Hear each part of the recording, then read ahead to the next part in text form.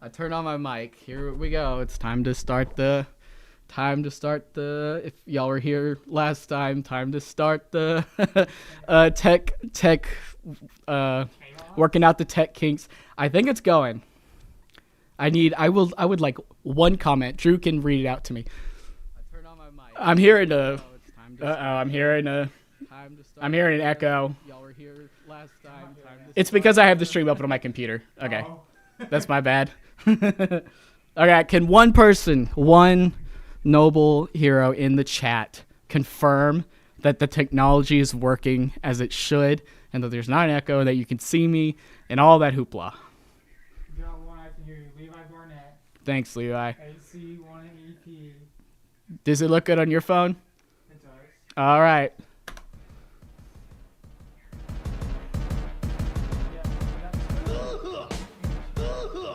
Welcome to the stream. Is this gonna get caught? Oh, it stopped. It cut off. I don't know what happened. Can y'all? We're having trouble.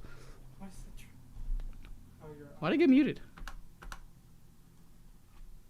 All right. Well, it was fun while it lasted. Let's see, y'all. We got muted, and I don't know why. The desktop got muted. Everything else is working fine. This should be plugged in. I mean, y'all can hear. I need to set up a chat so I can see what y'all are saying on my deal. Speakers. Huh. It's kind of odd. Let me try playing it just the stream music. And then we might be good. Yeah, I think we're good. Okay, cool. Oh, sorry. Last thing I got to do, let me set up the chat so that I can see y'all's messages, and then I will actually be ready. This was so, I mean, last time, if anyone was on the last stream, let me know. Please comment, because you're a trooper. And I wanna shout you out if you were here last time. I can see the chat now, so we should be good. Huh? You might get a different view. I'm logged in. I wish you could put on OBS how it was last time. I like that. There's a way to add it. Let me Google. Okay. I wouldn't worry about it too much. Because even though I think there's a slight delay on my chat, on here maybe. But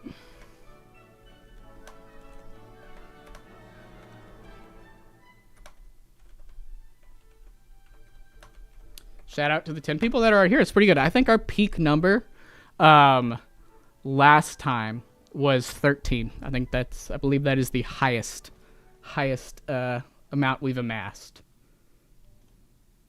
which is pretty cool, especially on a stream that was really just like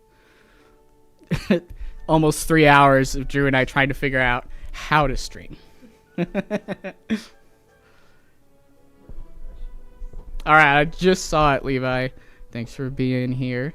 And again, let me know. There's one thing I want to figure out is I don't know. So if you didn't know, I have it linked in the description, but I have, as well as my Patreon now, YouTube like memberships, and I put a bunch of like emojis and things on there, which I think are cute and funny. Plus, we're adding a lot more stuff to it, like a Discord and other stuff once we figure out how to work it. Good day from Australia. That's so cool. What time is it in Australia right now? Sean, you need to let me know because I'm very curious, and I'd rather you tell me than I Google it. But y'all need to check that out if you want. And if you were on the stream last time, let me know. I need to figure out how to gift memberships because I do want to hand some out.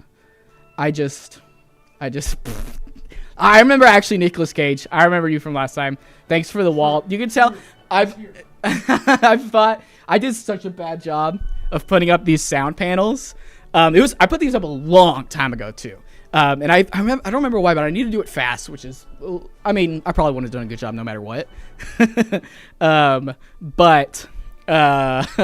Yeah, it's not great. I thought about busting out the green screens, but I haven't opened my second one, and first one doesn't cover the whole thing. I also can't imagine the technical difficulty horror that would ensue if we tried to set up the green screen through OBS. That would be a nightmare. We took so long last time. Can you make it so it's bigger so I can like actually read the whole thing? Yes. Oh, that's so good. Heck yeah. About 10 minutes past 1 p.m. Oh, okay, that's very interesting. Nice. Good afternoon.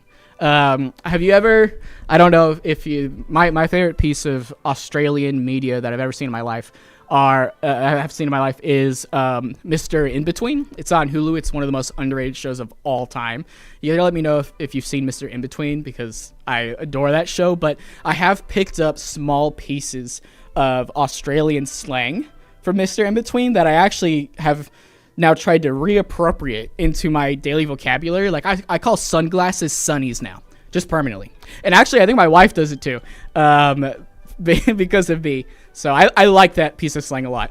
And in the show, in Mr. In Between, they're always going to eat something that they call dimmies. It's some kind of like fried dish, but sometimes when we're out and we're like eating, I'll be like, let's go get some dimmies. And then I also, the last one that I definitely use, Australian slang that I definitely use is instead of calling the trunk of my car the trunk, I call it the boot, because in the show they're always killing people and putting them in the boot of the car. I have not seen The Castle, but I think I may have it on my watch list. We may be able to look at that soon, because we're probably going to go through my watch list in a minute. Heck yeah, we're at 10 viewers. That's so cool. Thank y'all so much. Drew, can you try to figure out how I can gift memberships? Because I kind of think that I can only do it during stream is what was happening last time. But yeah, I need to see The Castle. What we're doing today, at least for the start, I think after we get through this, I might try to play some games with Drew, who's back helping big time again. Big thanks to Drew. After we finish talking about my favorite movies of 2025, it's our main topic today. After we do that, I think that Drew and I might play some Stardew Valley or something. I did not see actually Nicolas Cage, whatever that is. Sorry, but thanks for asking. Oh, member gifting, there it is. Okay.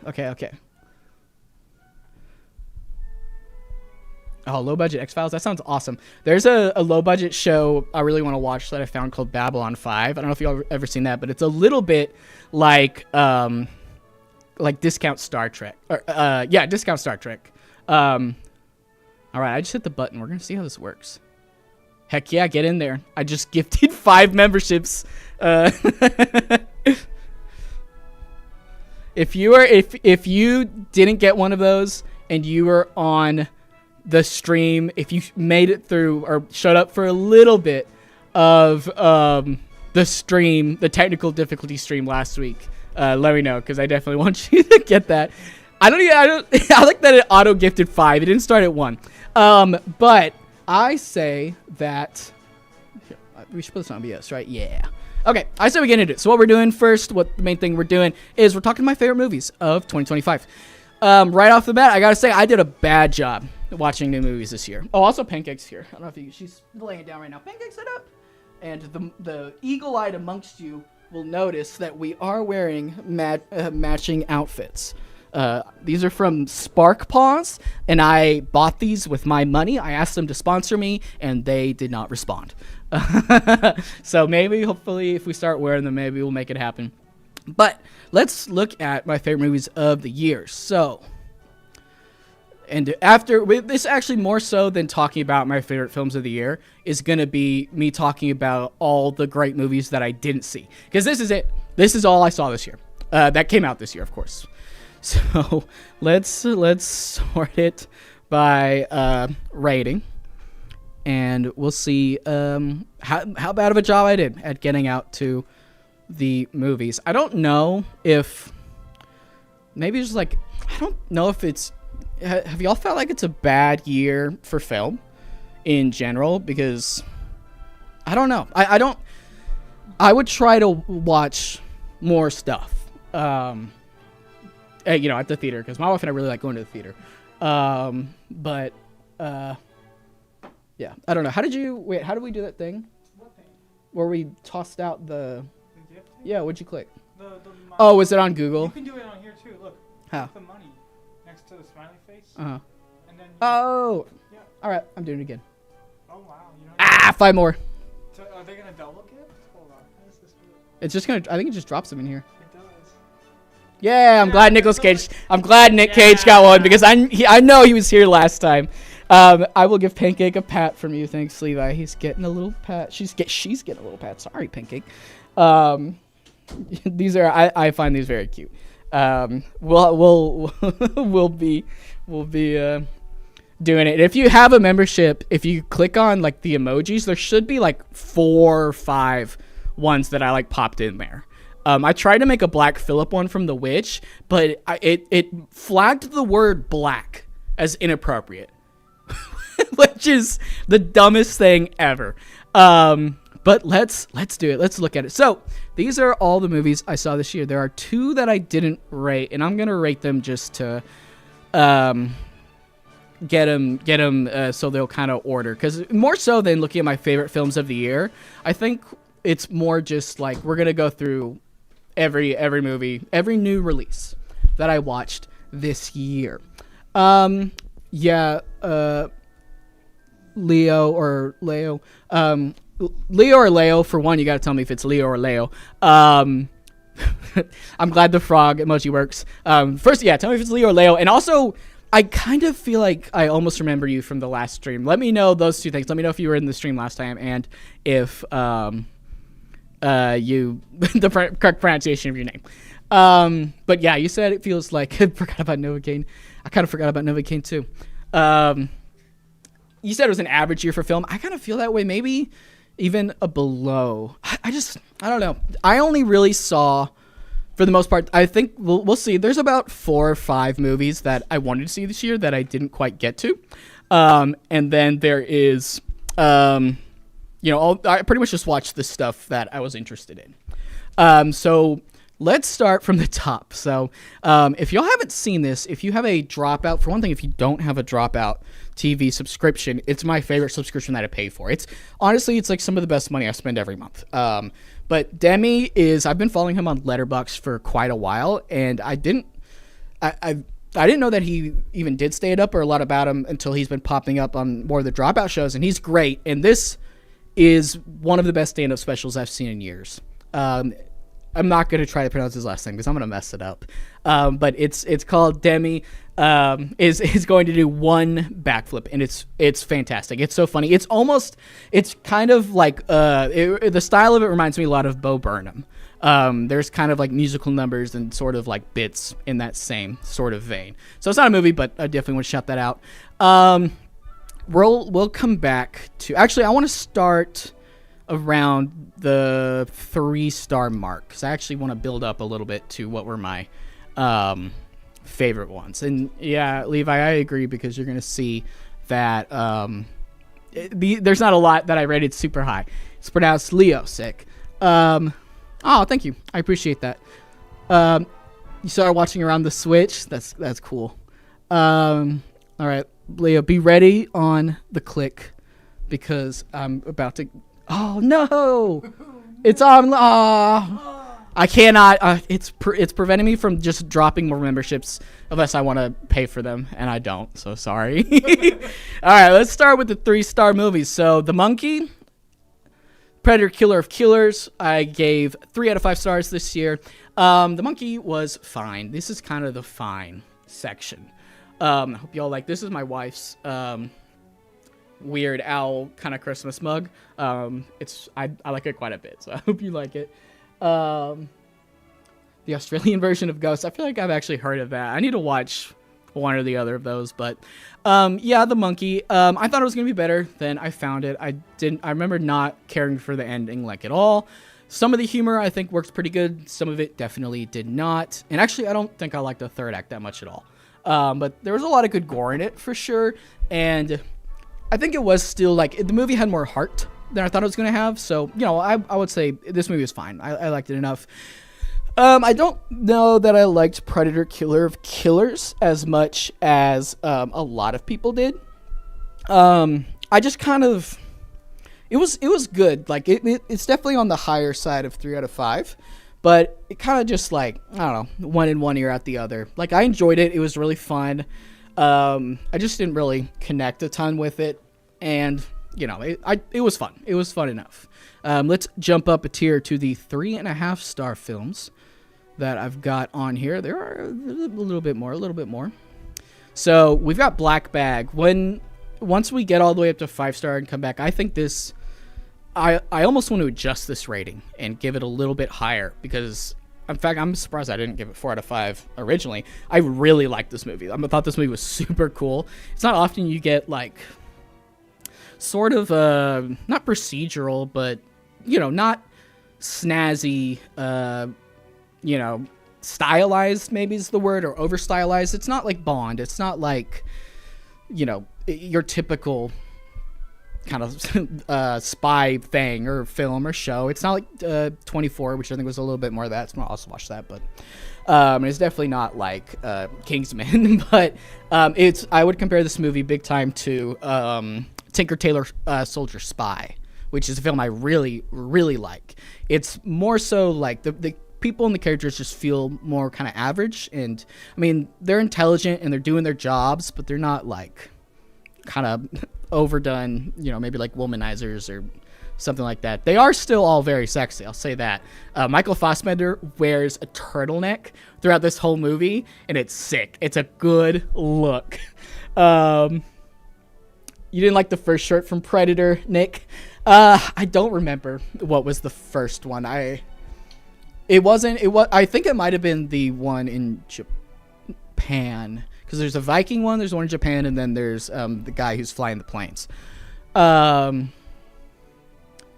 okay, I'm glad we're a little bit in agreement. I mean, I enjoyed it, but yeah, Black Bag, I really, really like this film. I thought it was really cool. I love the ending. I'll probably in a minute bump its score up because I'm looking back on it fondly. Next up, we've got Companion. My wife and I went and saw this in the theater. I was so on board with this until the final third. I really, really, I think the last act just dropped the ball so hard. I did not like the last act, but otherwise, I really like this movie. I liked its style. There's kind of a twist in the first third, which I think may be in the trailers. I didn't see nothing for this movie ahead of time. I had no idea what it was about or anything like that. There's a first act twist that I'm not gonna spoil. I'm not gonna spoil any of these movies, more or less. But that I thought that got me good. I hope it wasn't spoiled in the trailers, but I enjoyed this movie quite a bit until the last act, which I did not care for at all. Getting a drink of my cold coffee. Could you guys do me a favor, Drew? There's a coffee cup out there that's like Christmas themed on the table. Can you put that in there and then heat it up for a minute? Heck yeah, I've got a servant. But yeah, that's what I think about Companion. Yeah, I felt the same way, Levi. I liked it a lot until the last third, where I just I don't know. It kind of got too crowd pleasy, maybe, or it wasn't crowd pleasing in kind of like a genuine way. Maybe is how I describe it. But now we've got Mission Impossible: The Final Reckoning. I was very excited for this movie. If you don't know, Mission Impossible Fallout is my favorite action film of all time. It's one of my favorite movies of all time. I'm obsessed with Fallout. Always. I think is like just. I think it's like a perfect movie. I love Fallout. I did not really care all that much for Dead Reckoning Part 1, which may just be renamed now to Dead Reckoning, because this one was renamed to The Final Reckoning. But let's look real quick at what I did. What did I give Dead Reckoning? I gave it 3 stars. Honestly, I might lower it to 2.5. I'd never think about Dead Reckoning. Never think about it. Very, like, I've never seen anyone talk about this, but I feel like the sound design in that film, and a little bit the sound design in this one too, is weird. It's off. It's not right. Like, it just sounds odd. I don't know if it was like COVID messed it up or what, but I don't think this film or Dead Reckoning were near as well directed and shot as Fallout. I don't know what happened, but I like The Final Reckoning a lot more. I don't care that the first act, or like even half, was just like a recap of the previous movies. I still thought it was fun. The story is gibberish. The plot of this film is nonsense. But it's really held up by just like 2 great set pieces. I'm looking at the chat for a minute now. Yeah, Jack Quaid. He's kind of got that. He's kind of got that feeling. Um, Tom Cruise. I honestly, I don't know. I'm sure. I think we're all sure that Tom Cruise probably is not a good person, not a good guy. But I do just really like his passion for filmmaking. Is to me like he's. Oh, can you switch the mug? Sorry, I like the other one a lot better, even though that mug's cute. His passion for filmmaking is he's such a like, he does kind of seem like a plastic person. Like it's hard to tell like whether he's really kind of acting. Like famously, Christian Bale's performance in American Psycho is based off of Tom Cruise interviews. But his passion for just filmmaking seems very genuine to me, and it's I find it infectious. I like how excited and passionate and kind of almost intense. Thank you, intense that he is. So I kind of I give him a little bit of a pass. My wife does not. She does not like seeing Tom Cruise. But the two sequences in The Final Reckoning that I think just helped the whole movie was the submarine part was really cool. I think that's most people's favorite part of the film. For me, and it was so like. It was the thing I felt like was built up the most in the trailers, or at least that looked the most visually interesting to me. And when we went to the theater, I went with both my brothers. We went and saw it when we were in Utah. And they even gave out little stickers from the plane sequence. So it felt really built up to me. It delivered. I love that sequence so much. I think that set piece is unreal. It was so cool. And especially the bit with the villain's arm. If you know that's just a great it's cool when a movie like a physical piece of action hits so hard that you like cringe, but in a good way. So I did quite enjoy The Final Reckoning because of those two bits. Drew definitely does need a raise. I'm making him do errands right now, and my wife also needs a raise because I actually am still eating dinner, and she made me this lovely sandwich. So I'm gonna take a bite of that because I'm hungry, and it's good. It's very good. Predator: Badlands. I watched really recently. If you look at my Letterboxd, I really quickly before I in preparation for this stream, either went back and logged movies that I either forgot to log or this afternoon and a little bit yesterday, I watched a few of the ones that I wanted to but didn't quite get to. So Predator: Badlands was one of those. I really liked it. I thought I would like it, and I did. Honestly, I don't even know if I have that much to say about it. It's really exactly what the trailers make it out to be. It's just really fun. I really like the opening, and I love it. This movie has a late title card. It's awesome. Awesome late title card. Very fun movie. I like the last act, but I think the way that it kind of leaves things maybe in the very end I didn't love, but in general, I just like, there's not a lot in this movie I loved, and there's definitely not anything really that I hated. I just liked it quite a bit. I thought it was very fun. And this is another piece of stand-up. I watched, my wife is a fan of Caleb. I hadn't really heard of him that much before, but I enjoyed the stand-up special. I thought it was very good. He's very funny, and he's seems like a lovely guy. Let's jump up to the 4-star ratings. We have a bunch of those. So this, I think, that might have been the most my most common rating on the year. Yeah, I'm glad you liked Badlands. It was cool. It was solid. So Court of Gold, I kind of doubt this came out 2025. I remember watching this like a long time ago, but it's a mini series. But actually, was it a film? What's the length? Where does it say? 266 episodes. No, it was a mini series. I mean, if you didn't know, I'm a big sports fan. And this was about the U.S. men's basketball team's Olympic campaign. Spoiler alert, they won. And I actually thought this documentary was really solid. I really liked it. I didn't really like The Last Dance all that much. I really felt like Michael Jordan and a lot of those guys were really shaping the narrative the way they wanted it. I mean, those guys are egotistical pricks. But this was really, to me, like a feel-good documentary, and it didn't feel like LeBron or Curry or whoever was like pandering for us to like them and see somebody else as the villain. They were very basketball focused in their interviews and talking about just the whole tournament, and the camera crew and the director, all of them got a lot of good footage, and it does just really feel like they're going through the basketball tournament and they want to win. I definitely want to highlight, there is one quote that KD dropped in this documentary that went so hard. I think I maybe even quoted it in my review. I did. KD said, "Y'all can play together every day for the last 5 years. That ain't going, actually, it looks like I misquoted. Y'all can play together every day for the last 5 years. That ain't going to help you. That chemistry going to help when you got to guard Steph." I thought that was a very hard quote. And, that final game is, I mean, it's up there as like one of the most exciting games that I've watched on television live, when Steph just went crazy. So cool. So yeah, I like basketball. I like this documentary. Actually, it was well made. Let's talk about Sinners. Did you all see Sinners? Google said it came out February 25th. Okay, it feels like we watched it longer ago. I don't know. Yes, I also did not like the cliffhanger ending of Badlands. I feel that. And I mean, we can skip Superman. I'm seeing Superman chat. We're at 12 concurrent viewers. That's one away from our all-time record. That's pretty good.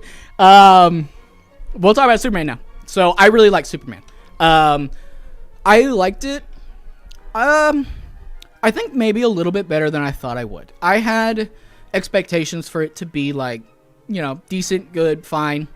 I really didn't think it was going to be bad, but I didn't think it was going to be great. And I think I liked it a lot more than I thought it would. I think David Cornsweet is really good in this movie, and so is Rachel Brosnahan. They both fit the characters perfectly. I mean, David Cornsweet was like built in a lab to be Superman. He's so genuine. It's a really heartfelt performance. I really, really liked him in this. He just feels so honest. And I just like this movie overall. I thought it was really fun. It made me laugh lots of times. Most of the set pieces I thought were really good. There's 2 moments in particular that I thought were great. There's a super cool moment in shot where like Superman saves, and I might spoil this one a little bit because I feel like most people have seen Superman. I'm not going to spoil anything big, but there's a couple parts towards the end that I really liked. One is where Superman saves this lady from this building falling on her, and then the building falls, and she turns around, and the music in this film is really good too, but it builds, and the Superman like rises out of the dust. That's one of the shots of the year for me. I thought that was so cool. In fact, let's look it up without adjusting my camera, which is slightly in the way. Okay, we'll pop the shot if you don't know what I'm talking about. I cannot type. I'm going to put, like, rising shot. Oh, from dust. Yeah, so people know what I'm talking about. Yeah, it was like this. I thought this shot was very cool. Also, a lot of just the final, final climax and all that I thought was really good, especially the bit where he's, like, tearing through those dudes. Oh, man. You know who actually really stole the show in this film I totally forgot about was, what's his name? It's... Is it Eddie? Yes, Eddie Gathegi from Twilight, which is so funny to me because I totally, like, I did not recognize him from Twilight, but my wife and I watch Twilight all the time. So remembering him from that is really funny. He's come a long way. He kind of stole this movie as Mr. Terrific for me. There's in the movie, there's the Mr. Terrific scene. And I think that was one of the most fun set pieces of the year. So he was great as well. I'm checking chat. Okay, we'll talk Sinners in a minute. I have not Dispatch the Game. I heard really good things about it, but I haven't played it yet. Sean, I need to. I heard it's really, really funny and fun. But yeah, I really like Superman. We'll do Sinners. Sinners rules. It's great. I saw this late, actually. It was one that I needed to watch for a long time. I think I remember I didn't watch it early because I was worried that I wouldn't like it, because I was on like a streak around that time where I kept seeing like big movies that people loved and I didn't like them. Like I was on this horrible contrarian streak where just like nothing was working for me. So I was nervous that I wouldn't like this movie. I didn't think the trailer was especially good, and there was something about it that made me nervous. But I was overjoyed when I actually watched it to be like, oh yeah, this lives up to the hype.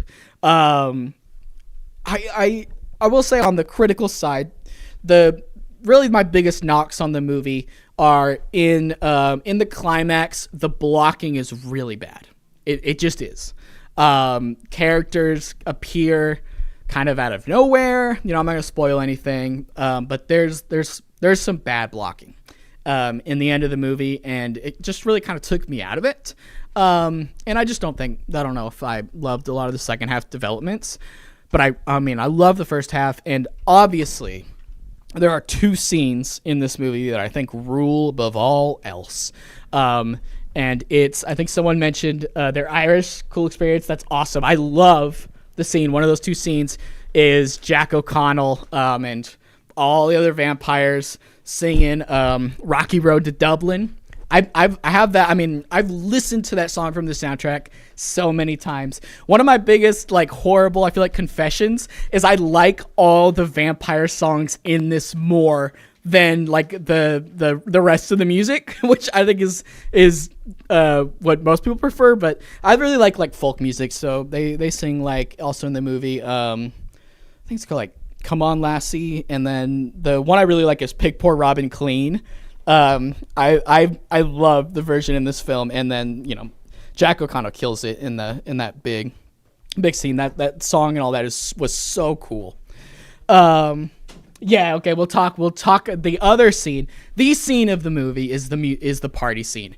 I'm not going to spoil it if any of y'all haven't seen it, because it is a scene, it is a movie moment. It is you should see it not knowing what's going to happen, because I did not know what was going to happen and my jaw literally dropped. It's one of the greatest movie scenes of all time. It's incredible, the party scene. It just it kind of started going, and for a moment I kind of was like, it'd be really crazy if they did this, if that's where they're going with it. And then they did, and I was still shocked.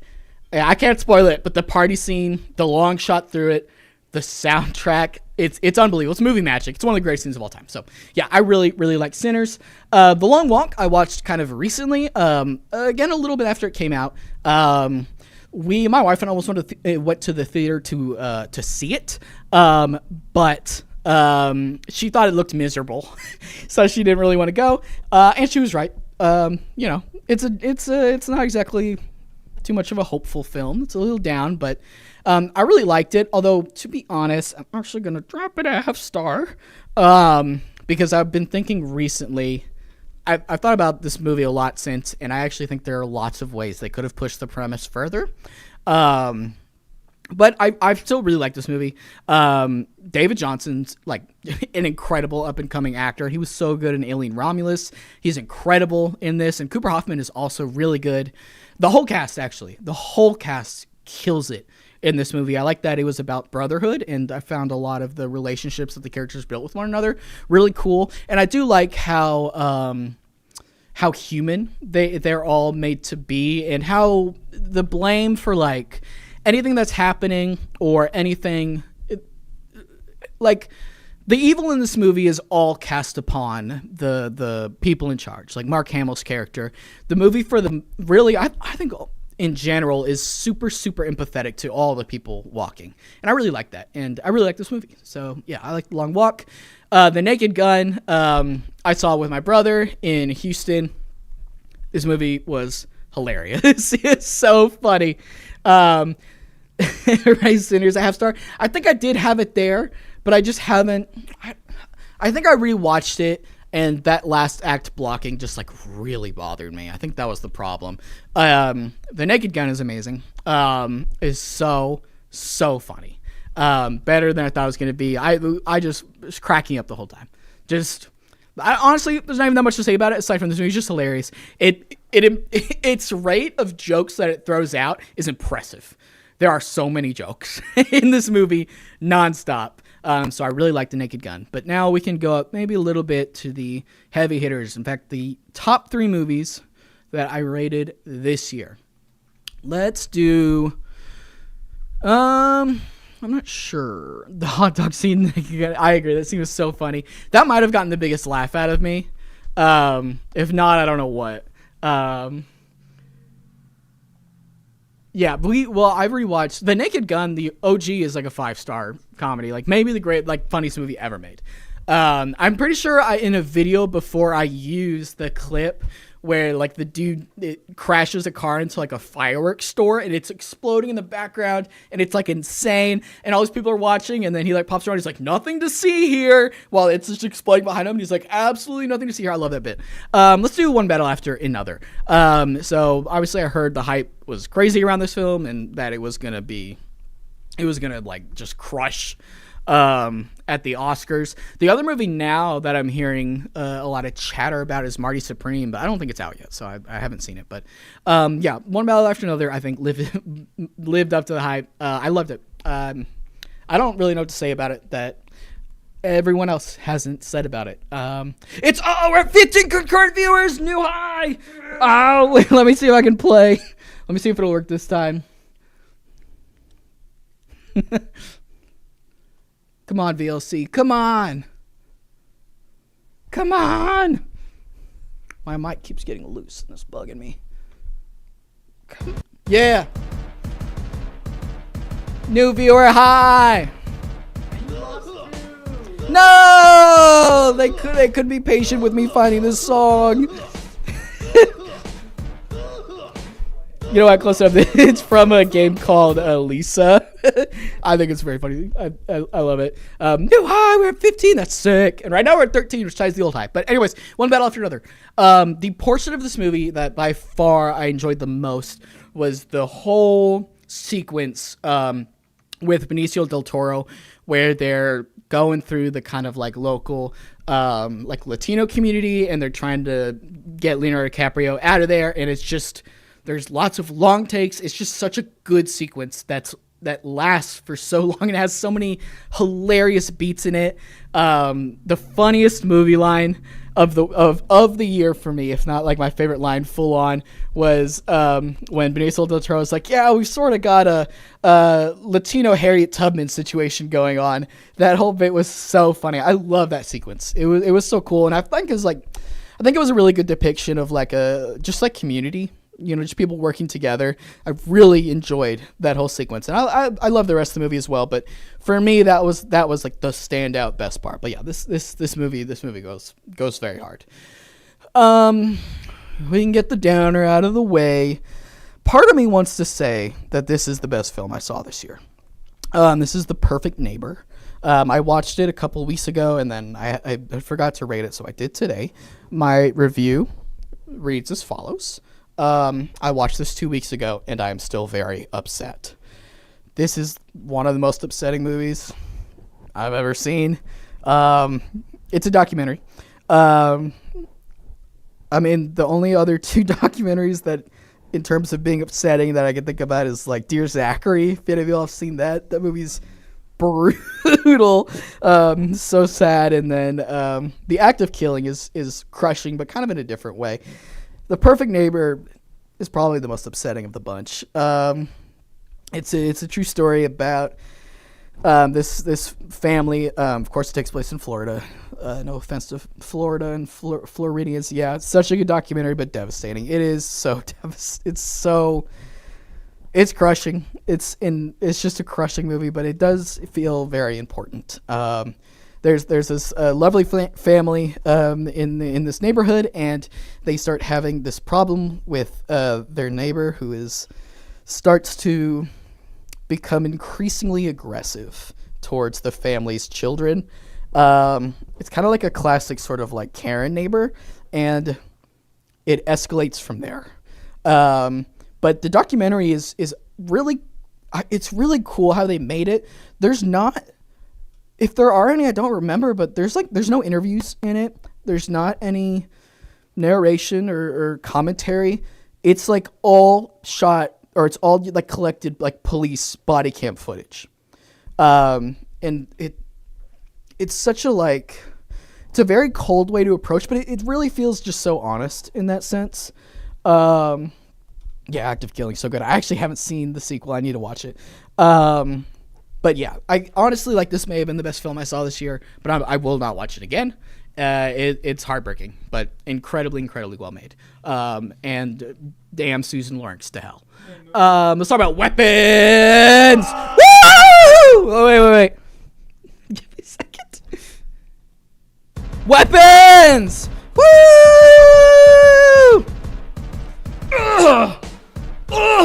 Okay. Yeah, so Weapons, I think that The Perfect Neighbor is probably the best movie of the year and the most important. I think Weapons hands down was my favorite movie that I saw this year. I love this movie so much, and I was so, like, honestly, in terms of being excited for a film and it going above and beyond my expectations, I don't think I've ever been this excited for a film and had it decimate my already very high expectations, because this was better than I thought it was going to be by quite a bit, and I thought it was going to be really good. Yeah, Weapons rules. I love it so much. I've seen it like 10 times now. It's just like, I could almost see this one day becoming like just my favorite film, full stop. I don't even know where to start with it. I love it so much. There's a few things about the movie that really crack me up, and it's like this whole movie is really, if you think about it, just build up to one bit that's at the very end. And something about that cracks me up, because you can kind of see, like, I don't know for sure, but I kind of think that this movie started with that ending scene. That was the original idea, and the rest of the movie is just built to justify how that would happen. Because the idea of that ending scene is so incredibly, it's crowd pleasing in the best possible sense. It is so funny and crazy. Like, the first time I saw it, I could not believe what was happening. It's just an insane ending to the movie, and I don't know. It's the ending's, one of my favorite scenes of all time. It's so good. I will say, Sean, if you're not super, Weapons, I wouldn't describe Weapons as a scary film. I found it very suspenseful, and it is a mystery film. It is a big, some would say drawn out. I might even agree, although I wouldn't say that as a criticism, but it is a drawn out mystery film. You get to, like, it's almost to the last third before, like, you have any idea what's happening, like, or what's really going on here. The movie takes a long time to reveal that. It jumps from different characters' perspectives, in a kind of Magnolia fashion, which is really fun. And I just love everything about this movie. I think all the characters are great. Of course, I think the ending is spectacular. And I love the build-up and the way that the mystery of this film is crafted. There's so many funny little details, too, about every character that just make it crack me up, I guess. Like the I don't know if he's the sheriff or the police chief. His office is just decorated with, like, cowboy stuff, like just tons of cowboy stuff. There's just, like, little bits like that. Like, the interior of everybody's homes is really funny. Like, the interior of Marcus's home cracks me up a lot. It's just all, like, the set deck is really good in this film, and it just feels very lovingly made. Amy Madigan as Aunt Gladys gives an all-time horror movie performance. She's, like, instantly iconic, incredible in this film. I don't really care all that much about the Oscars, although when you talk about, like, awards show, that's kind of just a standard where you say, like, Oscar worthy. I say Oscar worthy a lot. This kind of stuff never gets nominated, but she's Oscar worthy. She's so good. And I don't know the actor's name, but the kid who played Alex was also incredible. Yeah, I love Weapons. And we can see what, actually, can we go back? Nope, I did not set this up right. Let's see. I think we can maybe rank a few of these. Let's see. Let's get on 2025. Okay, so I would say Weapons was my favorite, and then I'd probably put The Perfect Neighbor behind it because it was so good, and then Sinners, and then probably. So it's my rating. My rating. Where is it? Okay. Sinners, and then probably Black Bag, to be honest, and then or no, maybe Superman, then Black Bag, then The Long Walk, and then Predator, Mission Impossible. That feels right. If I missed one, stick it in there where you want. I agree. Most horror movies do not have, and I don't know if feel good. It kind of is. I showed Drew this movie for the first time. Would you describe the ending of Weapons as feel good? As feel good, that's definitely one way to take it. It's more of like a what is going on? How did we get here? And when you said the beginning half was like super kind of slow, I agree to that because I was watching the first like 2/3 and I was like, I'm getting really bored. And then something just happens and it clicks and everything just goes off the rail and it goes crazy. And the way it's set up, it kind of builds into it. And as someone who also doesn't enjoy horror, as I read in chat, I'm not really into horror. My girlfriend had to get me into it. Weapons is not that type of horror where I think most people will enjoy it. It's definitely not something that's going to scare you. It's more something that just makes you think and is kind of like unsettling. Yeah, it's very much like a suspenseful, supernatural sort of thriller, more than anything. But that ending, I would call it insane. Like I said, I could not believe what was happening and the way in which it was happening and sort of crowd pleasing. And yeah, not enough horror movies I feel like do have an ending like that. A lot of horror films, the scripts just kind of default to like the monster coming back or kind of a downbeat ending. So it is kind of nice to see something, I don't know if I necessarily say upbeat, but it's nice to see, something go a different direction with it. 16 concurrent viewers. That is a new record. You know what that means? Yeah! Woo! Pancake, go crazy! Go crazy, Pancake! Woo! Woohoo! Pancake, go crazy! Go crazy! You're so crazy! Yeah! Woo! She loves it. She loves it. Very big. Thank y'all. Even after that, we're still at 16.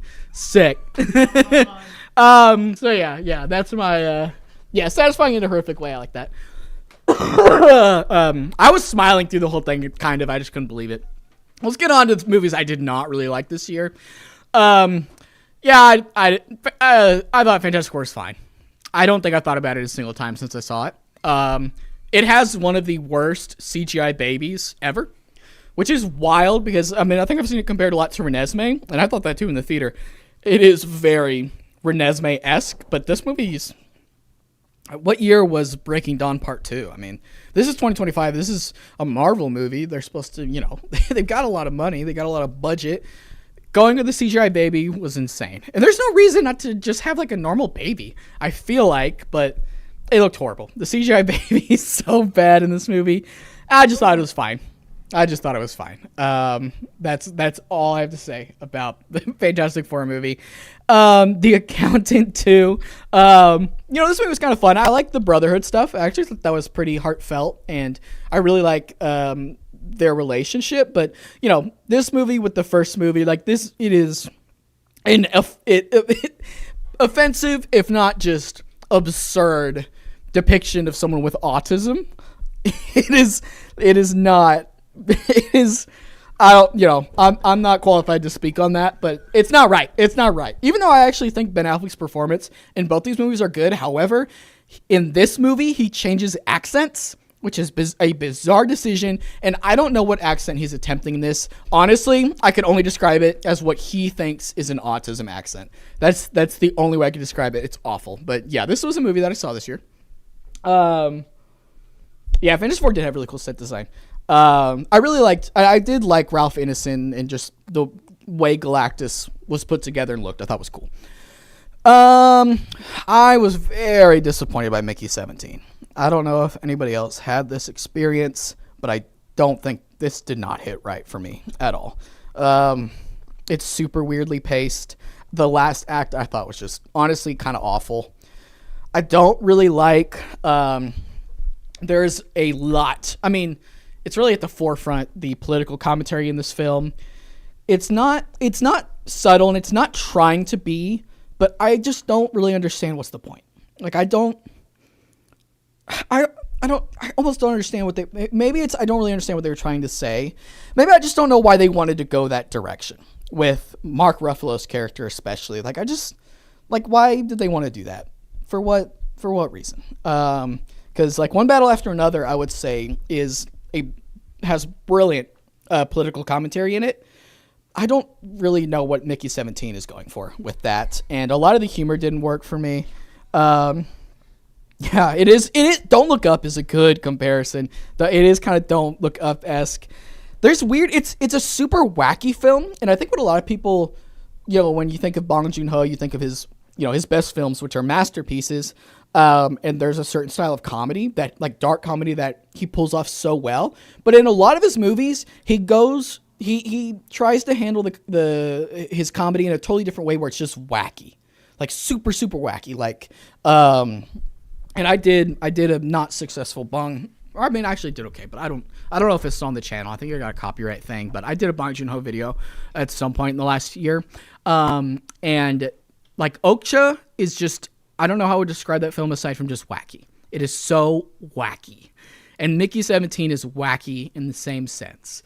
And I don't think it really works for me. And I like wackiness, but there's something about it that just didn't click right. So yeah, I was disappointed by Mickey 17. Novocaine is the most fine movie ever. I think someone a little bit ago was like, they forgot this happened. The first third is god awful. The first third of this movie was awful. I remember it being so bad. Like the setup and exposition is brutal, but once it gets going, it's fun enough. Yeah, I mean, Jack Quaid was fun in this movie, and the general concept of his character, I think, was pulled off fine enough. Fine movie.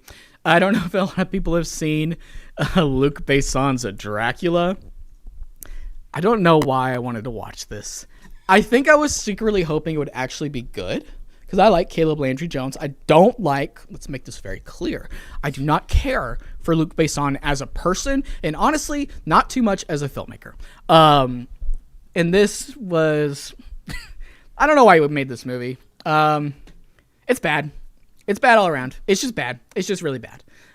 It's fun enough, and there's a couple sequences that are a little bit more unhinged. Especially there's a part in like a gala, like a dance or some kind of event where Dracula just starts going to town. That actually was pretty fun. But I don't think like the makeup in this movie was very good. And the look of Dracula, the way they put him together, is very Francis Ford Coppola Dracula. And I don't like that movie as much as I know a lot of people do. But he kind of looks like that. And I just don't, if they weren't going to do something new and fun or creative with it, why did they do this? Why did they make this? I also don't know how Luc Besson is making stuff. Yeah. Well, I don't know if it's going to, I don't think that movie's going to make any money.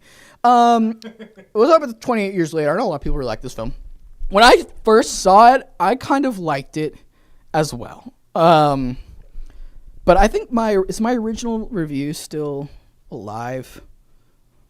I guess not. I remember taking it down, but I think it's just because I changed my mind so much about it. But I remember what I posted. I think I gave it 3 stars, and I said, I still don't really know what to make of this.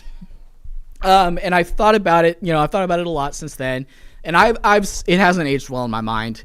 I kind of really don't like this movie, and I think a lot of people like this film. I think that's great, because I can see why.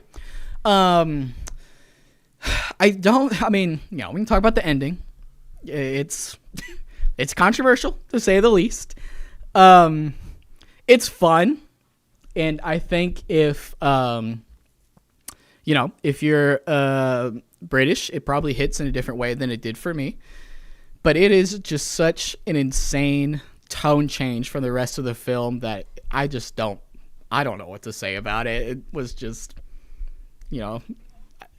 on its own, it's kind of fun, and it's wacky. It's very wacky, but I don't know. And I think in general, the marketing for this movie set an expectation that was not met by the film, because you have that kind of, borderline iconic movie trailer. I'm a huge movie trailer guy. I will make a long video one day about my favorite movie trailers, because I have a playlist of my favorite trailers that is, I'm not kidding, it is thousands long. Thousands. I'm not quite as much maybe right now, but I have been obsessed with movie trailers for quite a while. The trailer for this movie is like borderline iconic. You got the Boots poem going with the music, and it's just the trailer was so brutal and intense and kind of frightening, and the movie is nothing like that. And that Boots plays in the movie too, and I just don't think it has anything to do with what is happening in the film. I have no idea what that was about, because it was the juxtaposition it was building between like the characters, and Boots is a poem about like war in the military. I don't know what on earth that he's trying to say with that. I do not understand what that was all about. Part of me thinks, I don't know if Boots made the trailer because it was in the film. I suspect that Boots made the film because it was so popular in the trailer. My theory is they added it in later, and because that's at least what it felt like to me. I don't understand that. There's a couple fun parts of the movie, but in general, this movie just has not aged well in my head. The end was horrible. I mean, yeah. Actually, I've been doing. That's probably why I'm not quite as super obsessed with trailers as I used to be. Is I'm trying to watch less of them because I like to be surprised by films. Trailers that spoil the movie suck. But yeah, that's how I felt about that one. What's next? We got Jurassic World. I had, to be honest, like I had this on in the Rebirth. I had this on in the background while I was doing other stuff. It sucks. This movie sucks. Did any of y'all, if you like this movie, if you like any movie, pretty much for any reason, that's fine. I never want to come off this way, but I want to make it clear, like when I'm talking about something that, I didn't like or care for, my goal is not to sway y'all's opinion. If you did like it, that's not my goal at all. I'm just sharing what I think, and I think if you like it, that's great. That being said, did anyone like this movie? I thought it sucked so bad. It's horrible. The big monster thing looked horrible. Gareth Edwards, I actually am kind of a fan of, and a lot of this movie looks good because I think he's a good director, but the script is god awful. And it's so weird because I think it's written by like his name is I think David Kopp. He wrote the OG Jurassic Park, and he wrote Blackback, both of which are really strong screenplays. I will say though, he did also write that other Soderbergh movie. Did that come out this year? Do I not have that rated? It's called Presence. That movie actually was also bad, in my opinion. But I know a lot of people liked it. But let's see. My camera's blocking the part of the screen that I need to see. I should have Presence rated. Nope, 2024. Yeah, I didn't like that. I thought Rebirth was awful. Yes, the dinosaur biting the boat is really something. Dinosaurs are dope. Dinosaurs are cool. Dinosaurs deserve better than really like Jurassic Park and World dominate the dinosaur film scene, and they haven't been good in a very, very long time. Although that being said, I kind of have a soft spot for the second Jurassic World. But this movie was awful. It was god awful. I did not like Eddington. I know a lot of people actually really love this film. I was actually kind of hoping that I would like this, even though my relationship with Ari Aster is not good right now, and not on a personal level, but I love Hereditary. It's one of my favorite movies of all time. I think Midsommar's fine. I don't like it as much as a lot of people do. I don't think any of the reveals in that film are interesting at all, and I didn't really find it suspenseful or scary, but there's a lot of good stuff in Midsommar. I liked it. I hated Beau is Afraid. I thought it was horrible. I know a lot of people are really passionate about Beau is Afraid. I thought it was awful. I do not understand that film on lots of levels. I do not understand why the second act just like became the Odyssey, and I didn't find it very funny. I hated Beau is Afraid, and I kind of hated Eddington. Just, you want to talk like bad political commentary. This movie has bad political commentary, and we don't need to get into it, but weird. The things that it chooses to portray about 2020 and the time of COVID, and the things it chooses to leave out, I found kind of problematic, and I didn't care for it. And I didn't care for most of the film. There's some kind of interesting stuff that happens at the start of the last act, but then the big conflict or the problem that happens in the actual last act, I think is so silly and stupid. I did not like this film. So yeah, there's that. This is a movie. I think this was one of the films when I mentioned earlier Sinners and not liking movies that a lot of people liked. I think this was one of those. I did not watch the Minecraft movie, and I'm not going to, so I'm sorry. Oh, is this going down? Oh. You saw the Minecraft? Okay. Drew saw it. He's going to give it a review. It was bad. Oh, okay. I thought it was bad. That's my review. It was not good. I did not enjoy it. I've been playing Minecraft since it came out. Like, I'm an OG Minecrafter, like Skyblock days, like on my mom's laptop. And like, I just can't get over what they've done to the franchise. But if you enjoyed it, go for it. It was a fun movie. I just, personally, not for me. Well, there you go. I'm sorry. I have no interest in the Minecraft movie. I did have a lot of interest in Bring Her Back. I was really excited for this film. And then I heard it was really good. Because Talk to Me, like, I think is, I don't know if I would say scariest movie I've seen, but I think it had me the most scared I've ever been in a film. And a lot of it was the theater experience surrounding. I talked about this in a video, but the theater experience surrounding when we went to go see it was already kind of unsettling. But when, you know, shit hits the fan and Talk to Me, when the thing happens, like, that just had me in like a vice grip. Like, I was so just horrified. I hated Bring Her Back. I hated it. I know a lot of people like this movie. I found it. I think it's in my review. Miserable from start to finish. I thought this movie was just so miserable. It's just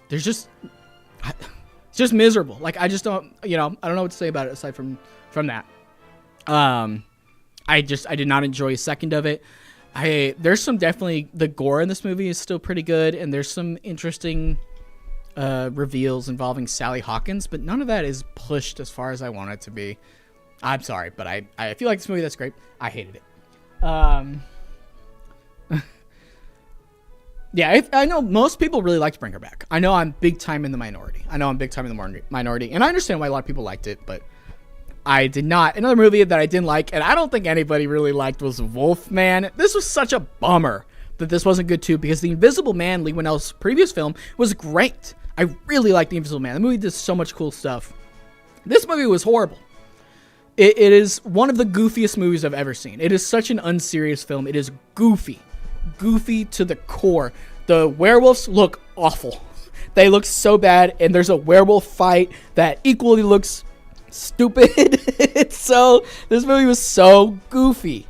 It does nothing interesting. The general conceit around the plot is so like, there's something about The Invisible Man that feels kind of grand. Like, the movie is constantly moving. There's lots of people involved in the storyline. There's lots of locations that are all very interesting. Like, there's just a lot happening. And then Wolfman is so tiny. There's only like 3 or 4 characters in it, and it takes place in one location that has nothing going for it. I don't understand why this was the direction he wanted to take it. Because, I mean, like, I don't remember the director, but the Benicio del Toro Wolfman, which isn't very good, is like, has a lot of momentum to it, where he's like running, there's that sequence kind of in the middle where he turns into a werewolf in front of all the like doctors or whatever, and he breaks out and he's running around the city and stuff like that's really cool. But in this movie, there's just nothing. There's nothing. I think part of it is trying to be a commentary. Well, there's definitely, of course, it's talking about generational trauma, because horror films love being about generational trauma. A lot of it's about that, and then part of it almost feels like there is a little bit, the way that the main character kind of like is losing his mind and memory kind of reminds me a little bit of like, I think maybe there's subtext involving like Alzheimer's or dementia. I kind of think that's interesting, but I also just don't know. There's not enough there. I thought Wolfman was awful. Yeah, Wolfman was really dumb. The good thing is, so one saving grace about Wolfman is, or not about Wolfman, but that I am excited for in terms of the werewolf genre, which needs more attention, is that, Robert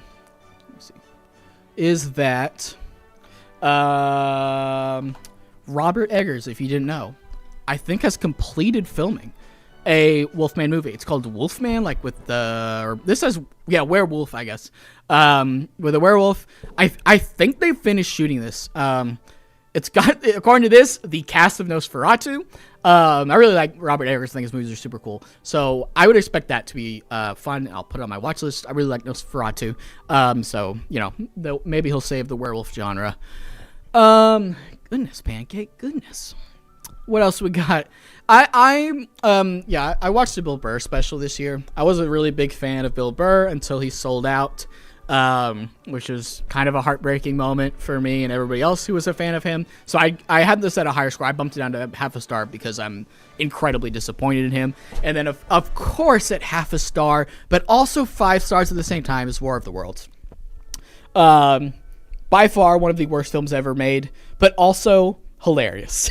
Very, very funny. One thing I'll say about this film is Drew Gooden made a very good video about this movie, and I don't know if I'd say a buddy of mine, but someone who I've had some chatting with. His channel on YouTube is called Tony's Film Club. He did a very interesting, really well made video about War of the Worlds, where he interviewed the directors, or maybe the directors, but it was super, super good interview. And Drew Gooden referenced that in his video, which was so cool, because when I saw that, I was like, I know him.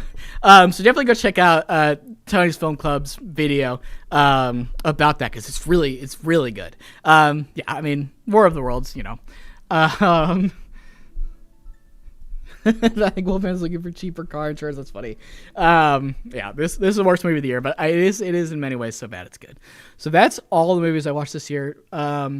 I feel like, I mean, I've talked for like almost an hour, so we can leave the watch list for now. We don't have to dunk on me too hard about the stuff that I missed this year.